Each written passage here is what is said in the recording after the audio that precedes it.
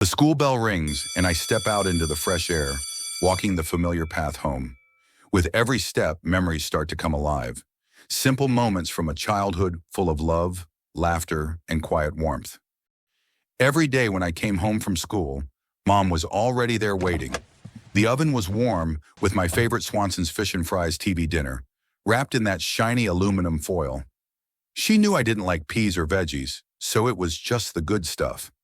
As I settled in, Days of Our Lives would be playing on the TV, and we'd sit together, me eating, her smiling, and everything felt calm and safe.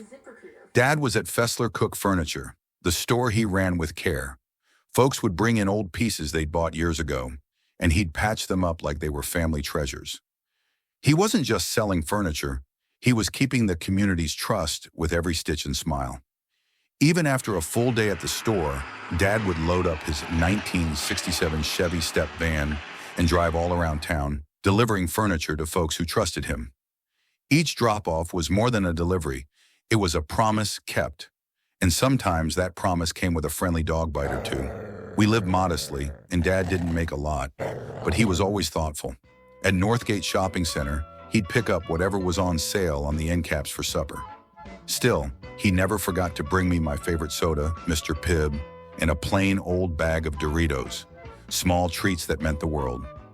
After we settled in, supper was never formal. No set time, no dinner table needed.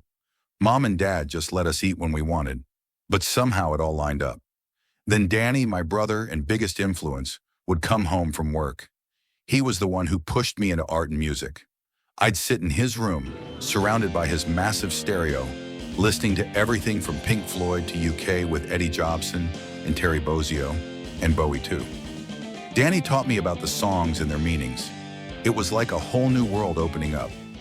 On summer evenings, about an hour before dusk, Danny and I would climb into his 1960s Ladowri, built by my uncle, Dad's brother.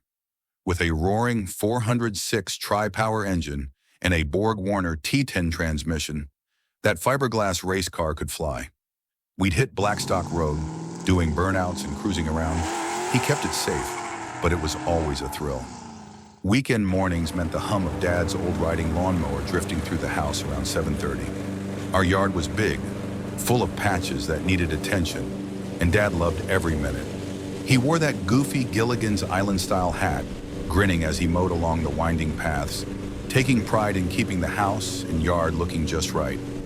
It was his way of enjoying the day and showing love without saying a word. Weekends meant fun and fireworks with Dad. We'd light off firecrackers and little ladyfingers in the backyard, laughing loud and feeling alive. Next door, my aunt and uncle lived. My uncle, an angry old man who hated the noise. That only made it better for us, sneaking bursts of fire and joy, making memories that still sparkle. As the week wound down and Sunday evenings settled in, Mom was already tucked in bed, and me, Dad, and Danny sat in the living room watching Select TV, the scrambled cable channel with rated R movies. The screen would flicker, sometimes clearing just long enough to catch soft nudity and scenes we weren't really supposed to see. We'd chuckle together, Dad shaking his head but smiling, playing along. He never hid anything from us.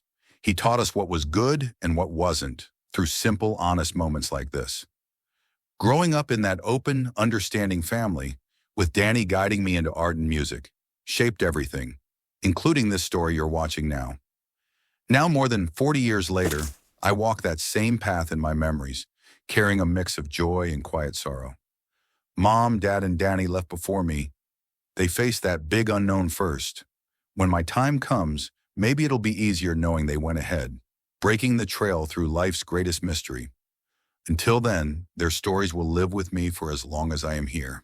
Sometimes I smile, and sometimes my throat gets tight with the sheer missing of those times.